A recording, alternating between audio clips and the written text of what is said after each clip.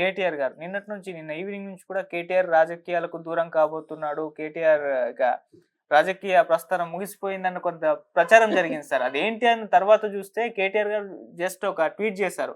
నేను కొంతకాలం విశ్రాంతి తీసుకోవాలనుకుంటున్నాను. రాజకీయాలకు దూరంగా ఉంటున్నాను. మేబీ నా ప్రత్యర్థులు దీన్ని మిస్ అవ్వచ్చేమో అన్నట్టుగా ట్వీట్ చేశారు. అసలు ఎందుకిప్పుడు కేటీఆర్ గారు ఈ రాజకీయాలకు బ్రేక్ తీసుకుంటున్నారు? మరి జరుగుతున్న ఈ ప్రచారం ఎక్కడి నుంచి జరుగుతుంది? మీరేం చెప్తారు సార్? ఈ జరుగుతున్న ప్రభుత్వం కాంగ్రెస్ చేసే దౌర్భాగ్య కాంగ్రెస్ అంతే కదా. హ్మ్. అది డొల్ల రాజకీయాలు, డొల్ల మాటలు, డొల్ల భాగవతాలు తప్పితే ఆయన వరుసగా తిరుగుతున్నాడు. మీటింగ్లు అన్నీ జరిగింది. సో రేపు ఆయన దీక్షా దివసం కూడా అయ్యింది. హ్మ్. దీక్షా దివసం కూడా ఘనంగా జరిగింది. అది చూసి ఆయన కొంచెం రెస్ట్ తీసుకుంటున్నాడు. రెస్ట్ అంటే మానసికంగా, భౌతికంగా హ్మ్. కొంచెం రిలాక్స్ కొంచెం అవ్వాలని అనుకుంటున్నాడు. ఓకే. తప్పేంటది ఒక వ్యక్తి దానికి రాజకీయాలకు చెప్తాడు. ఈ పిచ్చి కోతలు వీళ్ళకి ఏంటంటే ఈ కాంగ్రెస్ వాళ్ళకి ఒట్టి వాగుడు, పిచ్చి వాగుడు, అసభ్యపు వాగుడు, అసందర్భపు వాగుడు, హ్మ్. చిల్లర వాగుడు అలవాటైపోయింది. హ్మ్. ఆ? ఏది వాళ్ళు ఇంతవరకు సంవత్సరం అవుతుంది. ఒక్కటి సవ్యంగా చేశారా?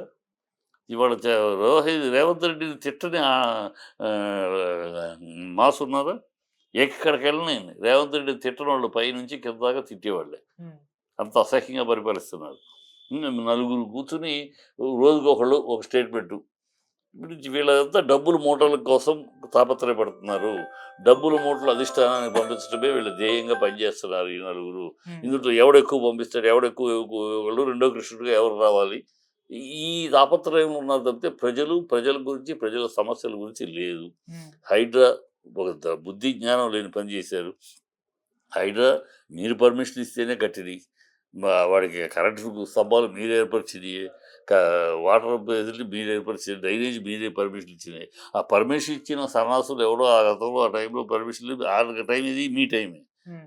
2012లోనే ఈవెన్ న్యూ ఎండ్ కన్వెన్షన్ కట్టింది 2012లో. అవును. అది మీ పీరియడే, మీ కాంగ్రెస్ పీరియడే. హ్మ్. తర్వాత ఈ పర్మిషన్లు ఇచ్చినవి మీ కాంగ్రెస్ పీరియడ్లోనే. హ్మ్. ఆ ఇచ్చిన అధికారులను వదిలేసేసి క క కడుపు గోడగబట్టుకొని ఇటుకు పేర్చుకుని వాళ్ళ రక్తాన్ని చెమటగా మార్చుకుని కష్టపడి వాళ్ళు సంపాదించుకుని సొమ్ముతో ఇల్లు కట్టుకుంటే వాటికి అంతా వెయిట్ అయ్యాయి. కట్టారు, మీ వాళ్ళు పర్మిషన్ ఇచ్చారు, వాళ్ళ మీద యాక్షన్ తీసు సరి లేదు ఇది కూడా వీళ్ళకి పునరావాసం వేరే వాళ్ళ ఆస్తికి తగినట్టు ఇది తీసుకెళ్ళేది బెడ్రూమ్లు 2 బెడ్రూమ్ ఇలా కూర్చుంటే ఆ గోడ తగులుతూ ఈ గోడ ఇలాంటి కిట్టి బెడ్రూమ్లు కట్టేసేసి అవి ఇస్తామంటావేంటి నువ్వు? వాళ్ళ ఆస్తి విలువేంటి? ఆస్తి విలువ తగినట్టు ల్యాండ్ ఇవ్వు. వాళ్ళ బ్యాంక్ లోన్లు ఉంటే ఆ బ్యాంక్ లోన్లు గ్యారంటీ ఇవ్వు. ఆ తర్వాత అది కాకుండా అడ్డదిడ్డంగా కూల్చేసి మళ్ళీ డబ్బున్నవాడిది దగ్గరికి ఓవైసీ దగ్గరికి పుగ్గిరెడ్డి దగ్గరికి బిగ్ బేడా కాంట్రాక్టర్స్ వాళ్ళ తారీఖు కాంట్రాక్టర్స్ దగ్గరికి హ్మ్. ఈ లేబరు చిన్నోళ్ళు వీళ్ళ దగ్గరికి వెళ్ళిపోయి అపోజిషన్ పార్టీ బెదిరించేసేసి ఇప్పుడు బిల్డర్స్ ధైర్యంలో తెచ్చుకొని మోటవు. మళ్ళీ ఇప్పుడు మూసీ నది ఏదో ఇది పెద్ద ఈ బిడ్డలాగా అది చంద్రబాబు పీరియడ్లో మొదలెట్టారు. రాజశేఖర రెడ్డి గారి పీరియడ్లో దాన్ని ప్లానింగ్ జరిగింది, డిస్కషన్ జరిగింది.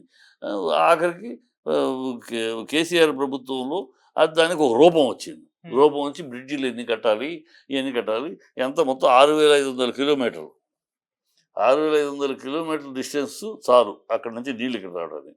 అది ప్రాజెక్ట్ రెడీ చేశారు. ఇప్పుడు నువ్వు వచ్చి ఆ ప్రాజెక్ట్ ఎగ్జిక్యూట్ చెయ్యి. దాన్ని వదిలేసేసి అక్కడెక్కడి నుంచో తీసుకొస్తాను 1650 కిలోమీటర్లు. ఎందుకది? ఎందుకు అంటే కాస్ట్ పెంచడానికి, కమిషన్లు దొబ్బటానికి. అందుకని ఇంకేం లేదు. అది అది ప్రజలందరూ గుర్తిస్తున్నారు. ఇప్పుడు అదొకటి అయిపోయింది. కాంట్రాక్టర్లు ఆల్రెడీ లైన్లో పెట్టేస్తారు.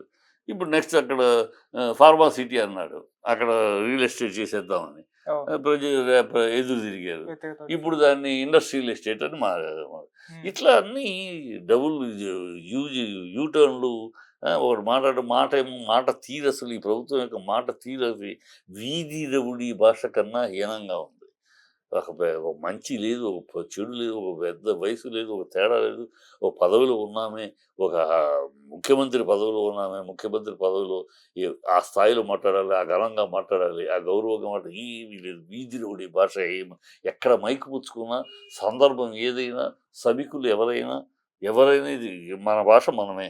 మనకు గోల గోల అన్నట్టు అసహ్యంగా మాట్లాడతారు. అందుకని ప్రజలు అసహించుకుంటున్నారు. అయ్యో! ఎంత తప్పు చేశాం, మార్పు మార్పు అన్నారని ఒక సింహాన్ని కూర్చోబెట్టి ఇలాంటి చిట్టెలుకల చేతిలో రాజ్యం పెట్టామే. చిట్టెలుగు సిగ్గు తీస్తున్నారు. ఇదివరకు మీ సీఎం ఎవరు అంటే కేసీఆర్ అంటే మొత్తం దేశమంతా తిరిగి చూసింది. ఉమ్, ఆ ఉభయ పార్టీలు ఢిల్లీ పార్టీలు అయిన బీజేపీ, కాంగ్రెస్ రెండింటిని ఎదురొడ్డి శంషేర్‌గా నిలిచింది మన తెలంగాణ.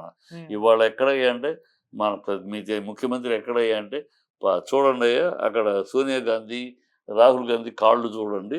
ఆ కాళ్ళ దగ్గర పడుంటారు ఒక నలుగురు. అందుట్లో మా ముఖ్యమంత్రి ఒకడని సిగ్గుపోతుంది చెప్పుకోవాల్సొస్తది. ఉమ్, ఇలా అయ్యి 6 నెలలైతే ఇప్పటికి 42, 30 సార్లు ఢిల్లీ పయనమే. ప్రతిదానికి ఢిల్లీ.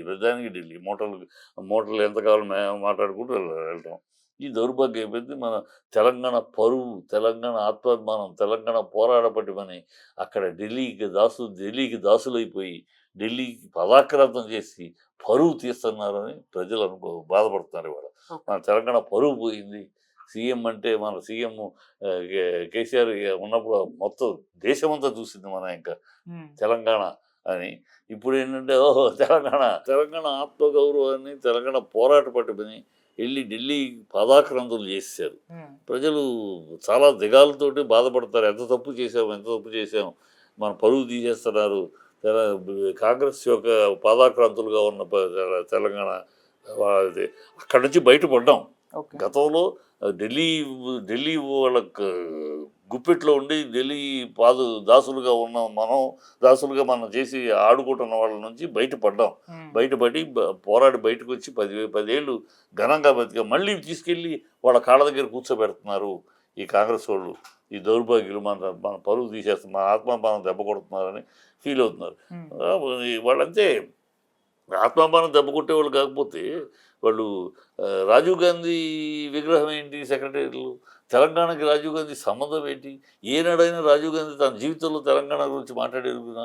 పైగా తెలంగాణ ముఖ్యమంత్రి అయిన అంజయ్‌ని ఆఫ్టర్ ఆల్ ఎంపీగా ఉన్నాడు అప్పుడు రాజీవ్ గాంధీ. ఉమ్, ఎంపీగా ఉండి ఒక ముఖ్యమంత్రిని, రాష్ట్ర ముఖ్యమంత్రిని, తెలంగాణ మంత్రి అంజయ్ గారిని ఎయిర్‌పోర్ట్‌లో అందరి ముందు తోలనాడి ఆయన అబ్యూస్ చేసి, ఆయన కోప్పడి, ఆయన పాపం కంట తడి పెట్టుకుని అంత అవమానించాడు ఒక తెలంగాణ.